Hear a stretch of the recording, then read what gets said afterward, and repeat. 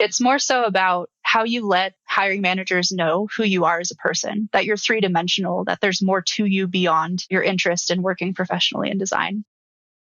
This is the Industry of UX, Season 2, Inside the UX Hiring Journey. We talk to the experts to bring you the strategies, the thinking process, and the reasoning behind the hiring decisions in the UX job market. Let's dive into the episode.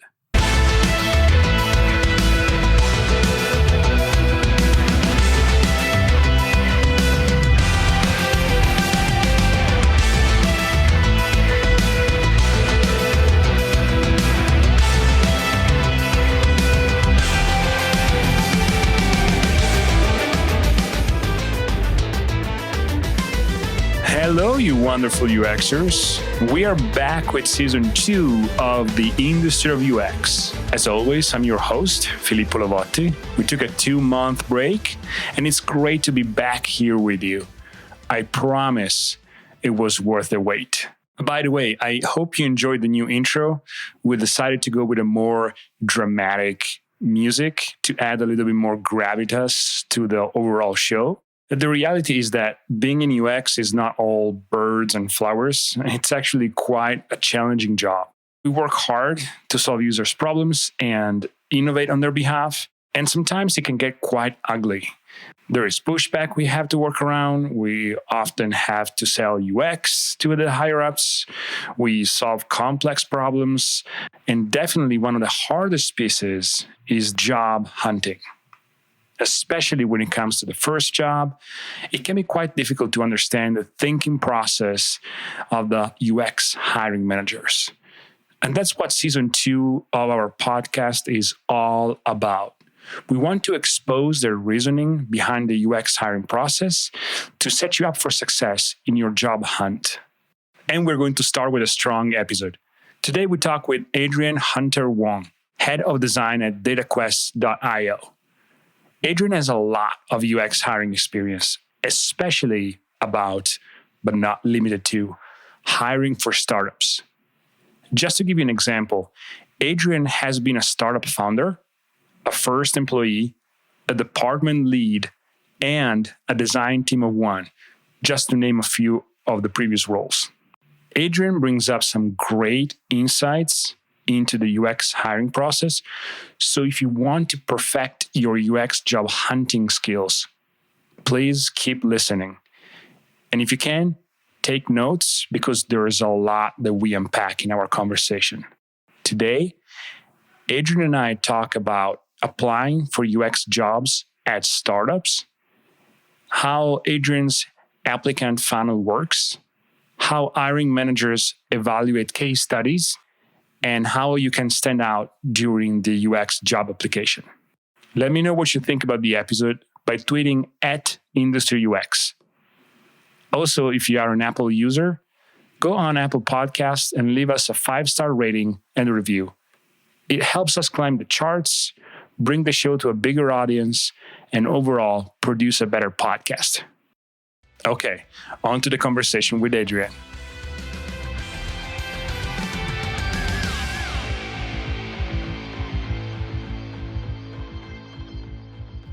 What are priorities that UX designers should know when they apply for startups versus bigger corporations? Is there a difference?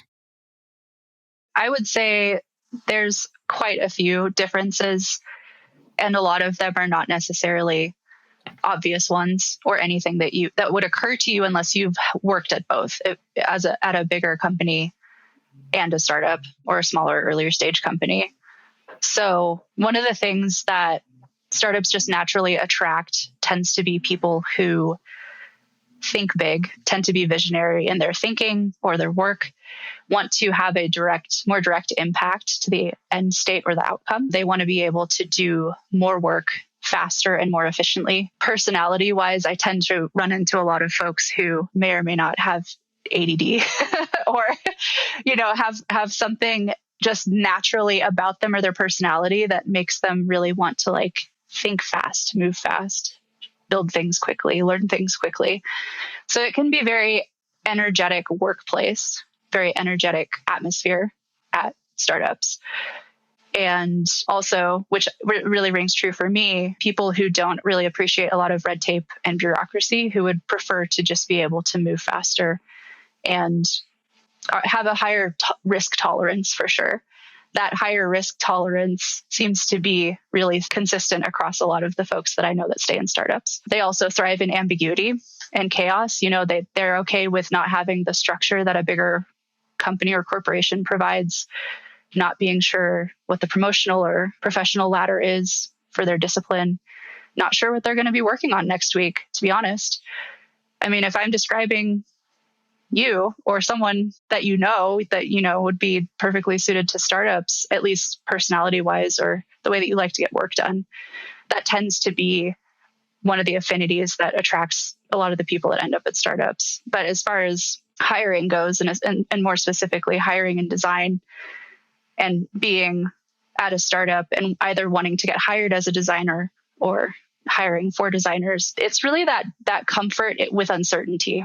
I would say more than anything, that's what I look for in applicants and portfolios. Having had previous experience with uncertainty and having to navigate through that, having to do your own discovery, your own research, your own learning in order to have more certainty or more confidence, or having the willingness to be comfortable in that environment and be okay with saying, I don't know, or I'm going to find out the answer for you. Yeah, I think that's really crucial.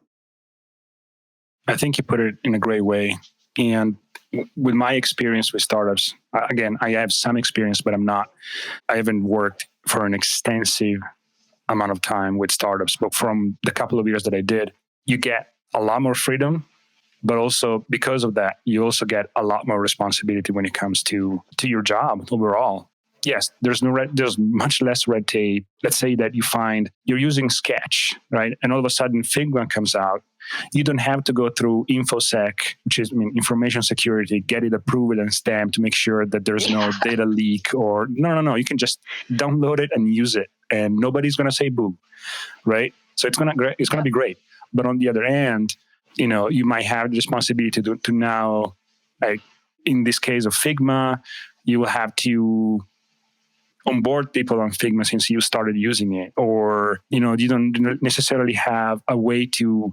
You will have to craft the onboarding because nobody's going to make it for you, or you're not going to. Especially when it comes, and you put it in perfectly, when it comes to your progression inside of that company, you might have to chart your own career growth. Like knowing that you maybe join at a certain level that you want to move up the ladder, you will have to figure out a way to even sell it to your manager if you have a manager, or sell it to the leadership team, as in, hey, these are the results that I provided. So this is why I would like a raise. I don't know how you would do that. I mean, that's definitely one option, but there's a lot more that than in corporate. Corporate, you have most of the times you have a clear steps, and there's requirements and accountabilities for each of the steps. When you are ready to move up, we check that all of those accountabilities and milestones are checked out. Perfect. Let's move up. And then you get the yearly, what is it called? Cost of living raise. Yeah,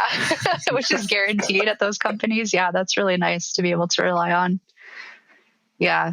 So I mean, like, I can't underline that bit enough. If you're going to, either go seek out startup life as a designer or pivot from working at bigger companies to smaller companies, there's so much more proactiveness that you have to be willing and able to do on an ongoing basis. And it's advocacy for yourself, what you need as a professional. So we're talking about, advocating for raises and promotions and making the case, building the case and pitching it. It also means, technology, tools, and resources. You need to advocate for what you need to get the work done the way that you'd like to do it, the best way that you know how. You oftentimes need to do your own advocacy and negotiating for your workload, because otherwise you can just get dumped on sometimes. Nobody else is keeping track of how busy or overloaded you are. And that's a huge contributor to burnout. I'm not sure, this is totally anecdotal, but from what I've seen, it seems like burnout is a lot more likely and happens a lot faster at startups or smaller companies where there's not that managerial oversight. there's no process to make sure that the workloads are balanced. So sometimes you'll be in a position where, like, I often am hired as the first designer in-house. So as the first in-house designer, you're usually, building architecture and foundational pieces so that design as a function can grow and thrive in that organization. One of those things that I didn't realize when I was earlier in my career, but that I can see now, is that also includes paving the way for other people, other designers that get hired behind you, to come in and be successful. And that can mean all of the things that I just mentioned and more. It's setting a precedent for what it looks like for people to come in behind you and be successful. And that can be a lot of pressure. And I certainly didn't know how to do that very well, or even was aware that I needed to be working on that when I first started as a designer. But I've seen the difference that it makes when the second, the third, et cetera, designer comes in behind you and steps into, a beautiful Figma library of components that you made, because you're like doing it for yourself, but you're also doing it for, that future designer that's going to come in and say, oh, that's awesome. I wasn't expecting that to be there. Yeah. And you can always go back to your founders and say, hey, I think it's time for us to build a design system. Build a what? Yeah. I love the design system conversation. How much time are you going to dedicate on this thing? No. We don't need that right now. Right. Oh, and then the fun one on design systems is, what business goal is this helping us meet? I love that conversation.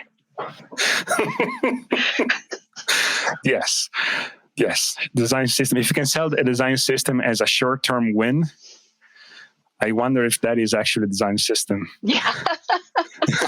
Or you're really good at selling and I need to borrow some tips from you. But then again, you will be wasted in UX if you can sell a design system that way. Yeah, just go do sales. It's so much. Go into product management. Exactly. Yeah.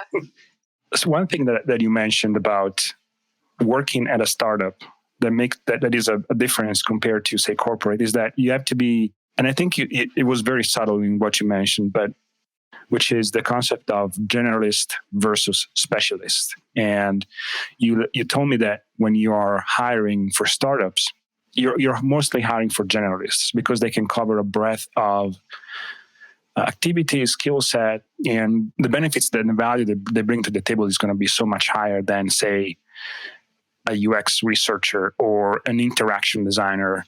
When you have a UX designer that can do a little bit of research, a little bit of interaction, a little bit of visual, maybe even look at analytics and make sense of that. Mm-hmm. So is that the norm? And have you ever had a situation where startups were actually looking for the opposite? So they were actually looking for the specialists? That's a great question. I think to start with, what's the value of a generalist at a startup? Why do I look for generalists? I think you really hit on, being able to wear a lot of hats. If you think about how strapped for budget and financial resources startups can be, and how many other roles in other disciplines they need to hire for, sometimes design ends up getting the short end of the stick. And the expectation, whether that's true or not, that has been set and exists now, is that the title UX designer encompasses all of those different subspecialties inside of UX design. So I've seen quite a few job descriptions these days for startups looking for somebody who can do a little bit of everything, and then saying, we can pay you $60,000 a year if you know how to do all of these things. It's just unrealistic. It's just completely unrealistic. Yeah. I think if you can cover, and there's that whole concept of the T-shaped person, right? Where you've got a broad, shallow understanding of a lot of different areas, and then you go really deep and really have a lot of domain expertise in one area. I think of it more as like maybe a wedge-shaped person. So you're particularly deep in one or two areas, and you have some experience in some other areas that's substantial enough that you could do it independently. You'd be able to take on those tasks and do them. And then there are some other kind of areas on the edges, on tertiary specialties, where you have some passing familiarity with them, but you don't really know how to do them yourself. So when it comes to like, well, what kind of generalist are you looking for? I'm looking for that wedge-shaped person. I don't need you to be equally good at literally everything. I don't think that that's possible, but also just a willingness to be very hands-on and willing to roll up your sleeves and take on new responsibilities as they arise. So in startup land, you'll frequently run into, shifting business goals, shifting user needs as they get identified. The strategy and the direction of the company or the team that you're on pivots. And all of a sudden, you need to do a round of customer interviews or you need to run a usability study. And if you've never done any of those before, that can feel very intimidating. But to go back to a point that you and I had made earlier, this idea of being given a lot of freedom and being given a lot of room to grow and room to make mistakes and room to take risks. So it's kind of a dual-edged sword. You can come in and say, well, I know how to do some things. I don't know everything. I think that's perfectly reasonable. If the expectation on the startup side is set at this person's going to learn and grow into this role, and that's what you're hiring for. Now, unfortunately, I don't think that a lot of startups think about it that deeply. They just kind of, make a laundry list of their biggest wishes and throw that up as the job description and then just see who comes in the door.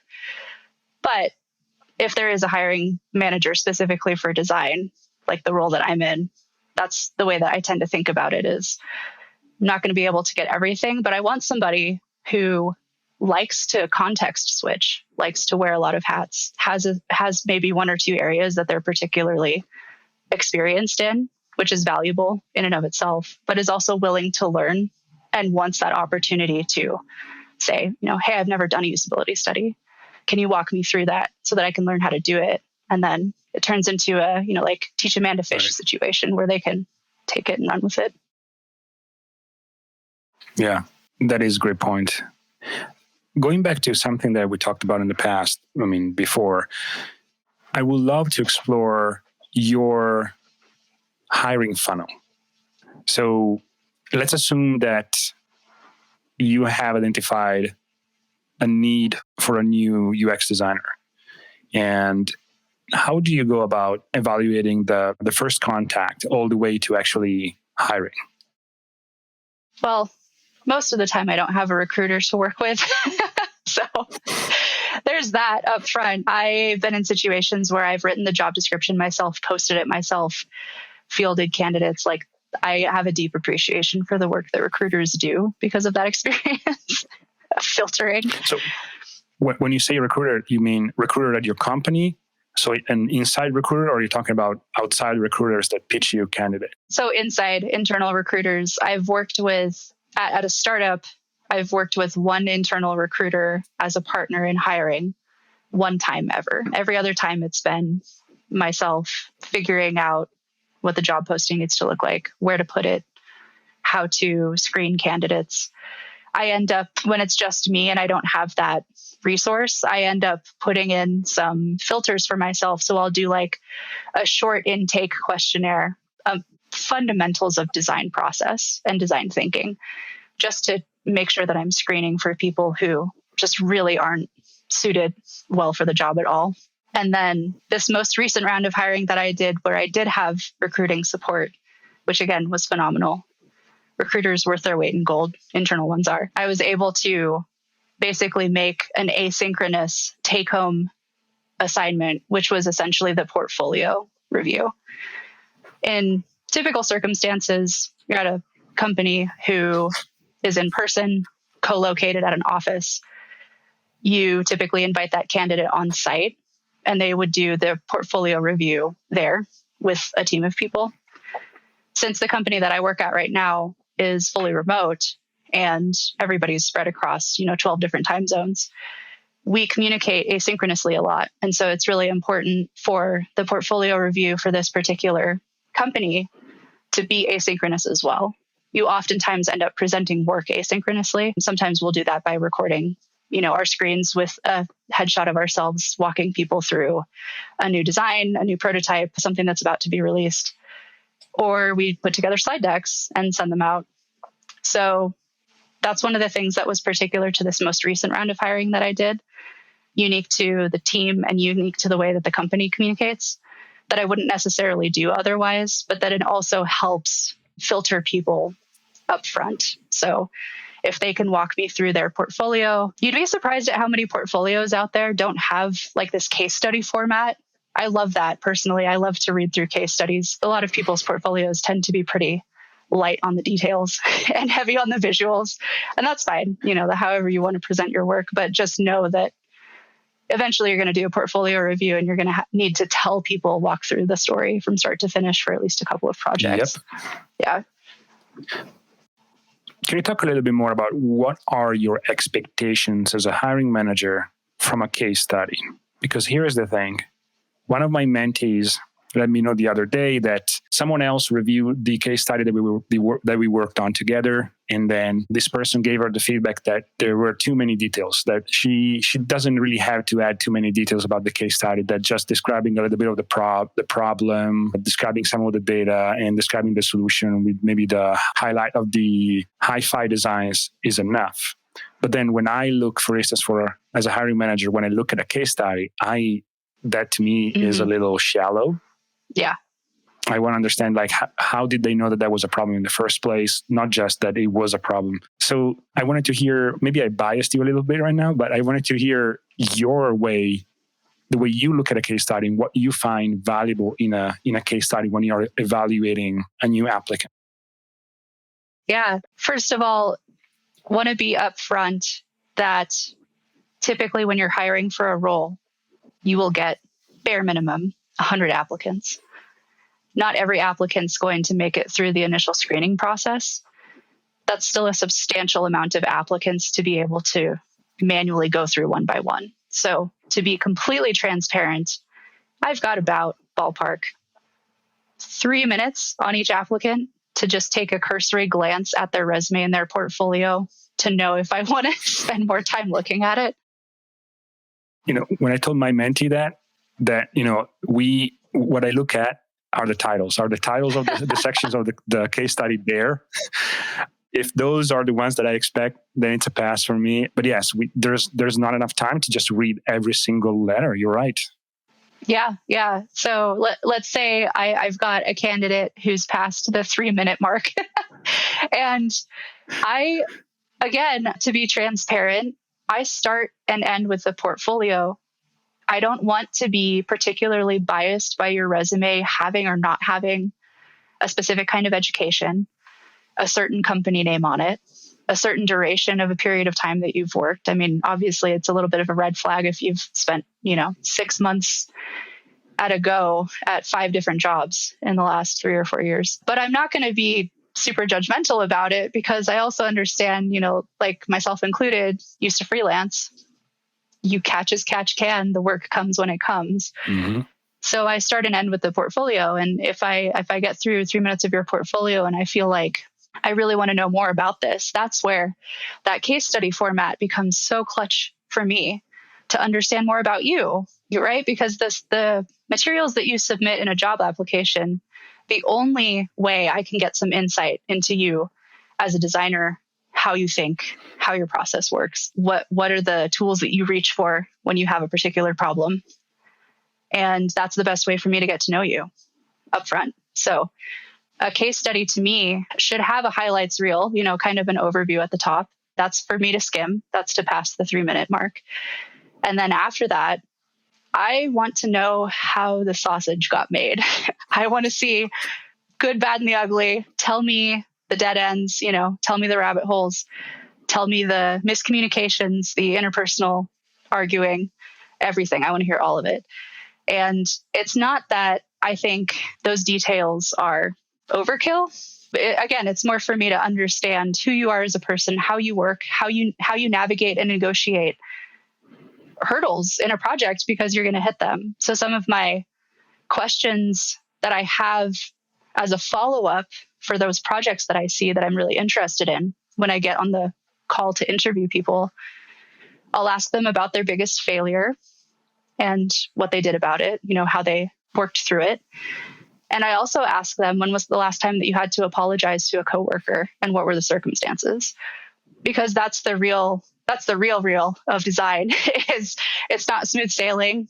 A lot of the times, almost, virtually all the time, it's not a linear path. And if you show me that you are resilient and persevere, those are the qualities that I want to see in that deep dive of the case study. Like I'm also expecting, for at least a mid-level and up, that you have a design process. It has a structure, start to finish. You start with articulating what the problem was and the discovery research that you went through to align on your stakeholders on the problem. And then who is having that problem and why is it an important problem to solve? Those are table stakes, right? Like your case study should always have that up front. But when you show me the rough sketches, the napkin diagrams of boxes, the half-baked mock-ups, the test participant study that didn't go well and ended in, well, we're not going down that road. We're going to take a different direction. That's all the stuff. That's the good, meaty stuff that I really want to see in a case study. So that's, the ability to be vulnerable enough to show that in your portfolio.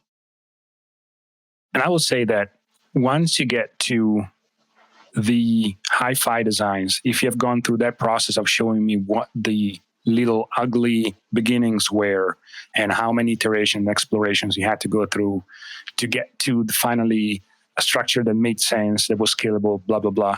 And eventually from that, you came up with hi-fi designs, maybe a couple of different iterations of it. That makes those hi-fi designs so much more valuable than, if you go from a user flow to hi-fi, or like from, hey, this is a problem and this is the beautiful design that I generated to resolve it. And sometimes I find sometimes when I explain this to newer UXers, they don't, it's almost like they're in disbelief. Like, why would you want to see the ugly parts? When I have the beautiful parts here, like, why would you want to see this? Well, because I want to see how the beautiful parts how they were made, why they were made that way. Because, if you want to see nice things, you go on Dribbble. There are unusable designs that look great. It's filled with that stuff, man. I'm not hiring you to make things pretty, and that's not necessarily your primary. Exactly. It's exactly that. It's the work is the struggle. That's what the work is. And I want to see you struggle, and I want you to be comfortable sharing that too. For one, I think it's, it's just how I'm able to see if you're going to be a good fit in all the different unique ways for the role and the company and the team and the work and, all of that stuff. But also as a demonstration externally to other designers, especially designers that come in after you that are newer in their professional career, to see what it looks like to truly be in the design process, all of the little ugly bits that come with it, and to be really honest and transparent about how do we get good design. It's because we went through this trial of false starts and errors and hiccups and, I think that in a very crowded UX market, it's important that people understand from a hiring manager standpoint, what can they do to stand out versus other candidates? I know that you mentioned some of these things already, but maybe I wanted to hear more about this specific, maybe talk a little bit more in depth about this standing out thing. So in your eyes, as a hiring manager, what makes a candidate stand out? This is a great opportunity for me to share some advice that I've been giving some of the students and mentees that I've been working with recently. Some of them are students through the Springboard UX UI program. And all three students that I'm working with right now are approaching the end of their program. So they're about to graduate with their certificate. They're about to go, full head on into job hunting mode. And, it's funny, their original intuition about wanting to go through the Springboard program or to go through a boot camp and get a certificate was for that legitimacy and that validation, not just the educational piece, learning the design process and being able to practice it. but to have something that proves that they can do the job. So I don't necessarily, as a hiring manager, put a whole lot of stock in whether you came from a boot camp at all or a boot camp in particular. I'm sure that a lot of people have gotten the sense that I don't really put a lot of stock in, do you have a formal education background? What's your degree in? I care deeply about candidates who are interdisciplinary or cross-disciplinary. And what that means to me is they're not just hyper-focused on what are the boxes that I think I need to check in order to be perceived as a UX designer from a hiring manager. I think about being an interdisciplinary person as someone who has a wide variety of interests, perhaps, had a different career before they transitioned into design. I myself was in video games for several years before I switched over to product design. And even though they both have the word design in the name, it's not really the same process, not really the same companies, not really the same, hardly anything, to be honest. So I think coming across as interdisciplinary or just having interests outside of design, especially if that comes through in your resume or your portfolio. That doesn't mean that if you only have an educational and work experience background in design, that you're going to look not as good as a candidate.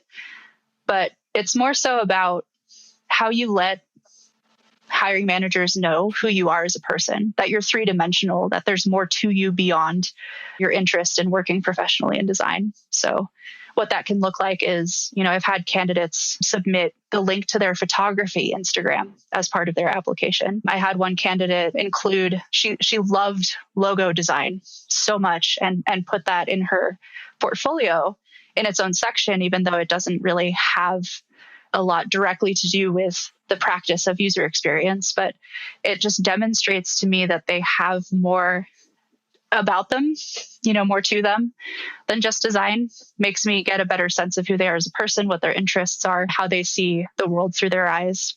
So that's one thing that I can strongly recommend is, show more of yourself, show more of your personality. For the longest time, my portfolio headshot image was me very seriously talking into a banana as if it were a phone, and had a little sticky note image next to it that was like a usability critique of the banana phone.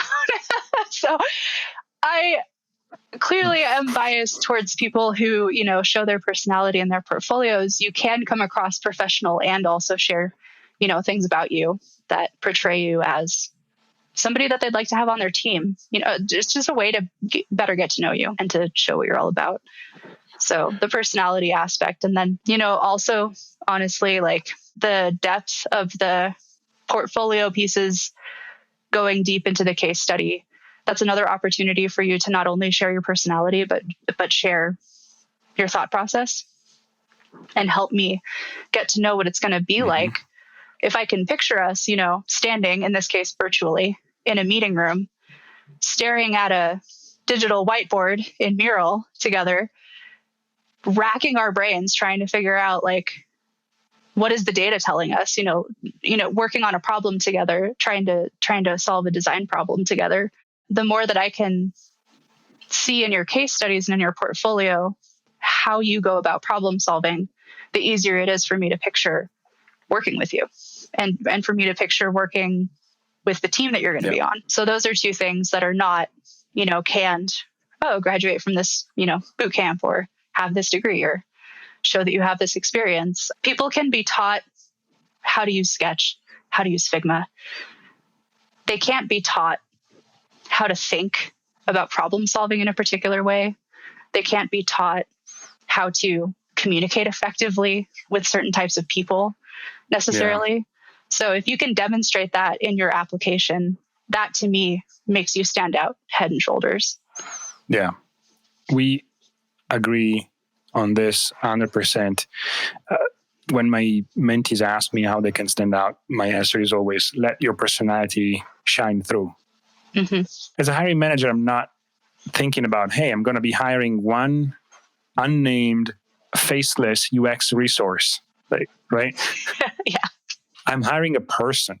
And so it's nice to understand the story behind the person. Like who are you? Hiring you as a full person, not just as a UX resource. And so it makes a lot of sense to know more about you. Also, even though I know that some people don't hire for culture fit, others do.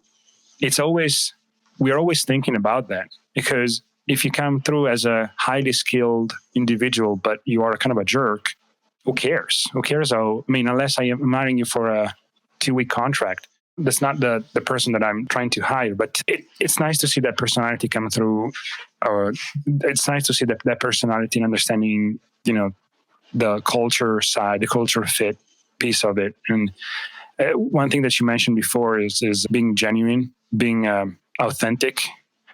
And that's also very, very valuable. And everything you said is spot on, exactly how I personally will hire. So it's great to see how, despite the fact that we have different backgrounds, that we have different work experience, history, all of that, we came really, really close to a lot of the same principles when it comes to hiring and envisioning UX design as a whole.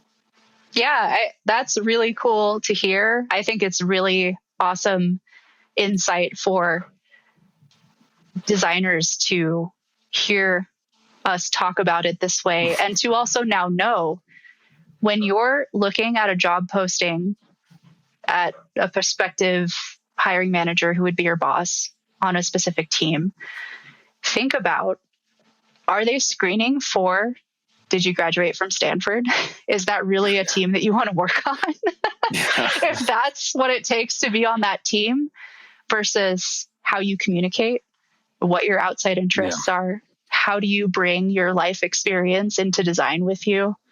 You're going to see a much more rich breadth of skills in a design team that focuses on those instead of on the, where did you graduate from? Yes, absolutely. But unfortunately for us, we have a limited time today. If people have questions after listening to this podcast, how can they reach out to you? How can they find you? Where can they find you?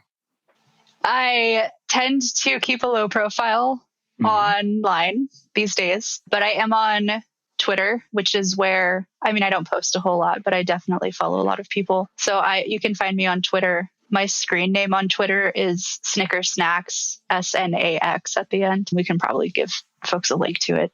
I'm always super happy to hear from people via LinkedIn or email. I usually only connect with people on LinkedIn if I actually have some kind of connection with you. I don't tend to just add people just because they say hi, but super happy to answer questions via email. One-on-one conversations are gold. I am already in the practice of, mentoring and coaching. So it's not too much more effort for me to answer questions if anybody has them or wants, a little bit of advice on how do I stand out? What should I do with my resume and my portfolio? What jobs are right for me? I've been talking a ton with my mentees recently about how to evaluate a job in terms of what you want your day-to-day quality of life to be like and what's an acceptable amount of workload and risk tolerance that you have. So yeah, other than that, I'm not on Facebook, Instagram, none of that. So those are just the 3 places that you can find me. I hope you enjoyed the episode. If you are interested in any of the resources we mentioned, all the links are on the episode page of our website, theindustryofux.com. Thanks to Adrienne for coming on the show. Thanks to Youssef Hemimi for the audio engineering work. And a big thank you to Demi He for the post-production work. If you have any feedback about the episode or the show, you can tweet at IndustryUX. If you really want to help or say thank you from the bottom of your heart, please leave a 5-star rating and a review on Apple Podcasts. It helps us climb the charts and bring our show to a bigger audience. Last but not least, thanks for listening, and I'm looking forward to talking to you next week.